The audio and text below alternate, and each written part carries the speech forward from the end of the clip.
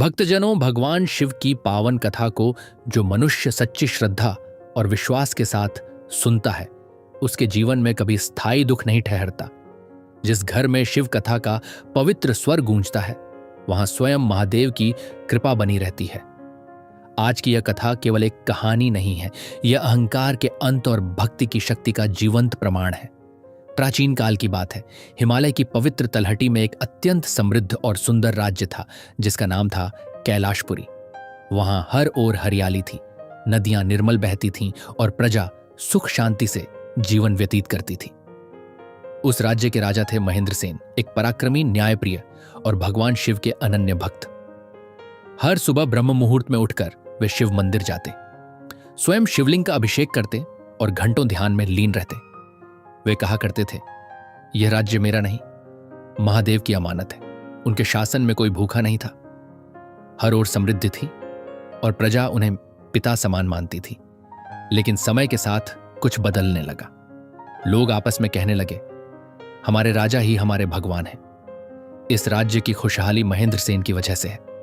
शुरुआत में राजा ने इन बातों को अनदेखा किया, पर धीरे धीरे ये शब्द उनके मन में घर करने लगे और यहीं से अहंकार का बीज अंकुरित हुआ। एक दिन राजा की एक विशाल स्वर्ण प्रतिमा स्थापित की गई।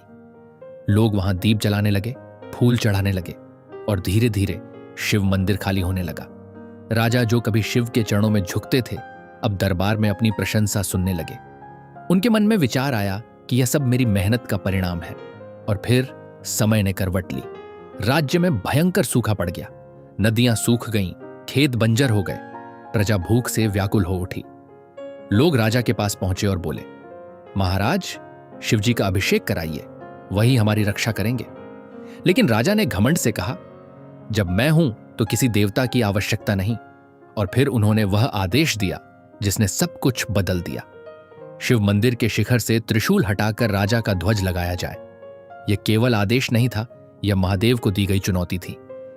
कुछ ही दिनों बाद एक वृद्ध साधु राज दरबार में आया। भस्म से ढका शरीर, गहरी आंखें और अद्भुत तेज। उसने शांत स्वर में कहा, सुना है इस राज्य का राजा स्वयं शिव के समान शक्तिशाली है। क्या मुझे उस महादेव के दर्शन हो सकते हैं? राजा ने गर्व से कहा, मैं ही इस राज्य का देवता हूं। तब साधु बोले, क्या तुम अपनी अगली सांस रोक सकते हो? क्या तुम सूर्य को रोक सकते हो? यदि नहीं तो तुम महादेव कैसे हुए? राजा क्रोधित हो उठा, लेकिन जाते जाते साधु ने कहा, तेरा अहंकार ही तेरा विनाश करेगा। और वह अचानक अदृश्य हो गया। अगले ही दिन विनाश की शुरुआत हुई। राजकोष नष्ट हो गया, फसलें सूख गईं, नदियां खत्म हो गईं, सेना बिखर गई, प्रजा विद्रोह करने लगी और देखते ही देखते राजा अकेला रह गया। एक रात वह अपना राज्य छोड़कर जंगल की ओर भाग गया। अब उसके पास न मुकुट था, न शक्ति और न ही घमंड। भूख और प्यास से व्याकुल होकर वह गंदा पानी पीने झुका। तभी उसे अपनी ही बात याद आई कि मैं नदियां मोड़ सकता हूं, और वह फूट फूट कर रो पड़ा, हे महादेव, मैं कुछ भी नहीं हूं। उस रात उसने पहली बार सच्चे मन से ओम नमः शिवाय का जाप किया। सुबह होते ही वही साधु फिर प्रकट हुआ। इस बार उनकी आंखों में करुणा थी। राजा उनके चरणों में गिर पड़ा और क्षमा मांगने लगा। साधु बोले, जहां अहंकार होता है वहां शिव नहीं होते। आज तुमने स्वयं को पहचान लिया है। उन्होंने राजा को एक बेलपत्र दिया और कहा, यह महादेव का आशीर्वाद है। तभी राजा को अनुभव हुआ कि वह साधु स्वयं महादेव थे।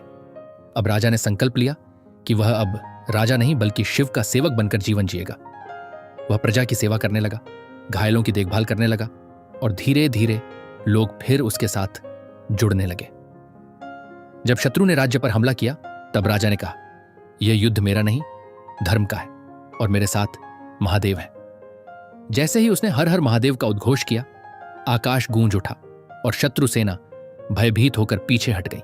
बिना रक्तपात के विजय प्राप्त हुई। राजा वापस लौटा, लेकिन इस बार उसने सिंहासन पर बैठने के बजाय जमीन पर बैठना चुना।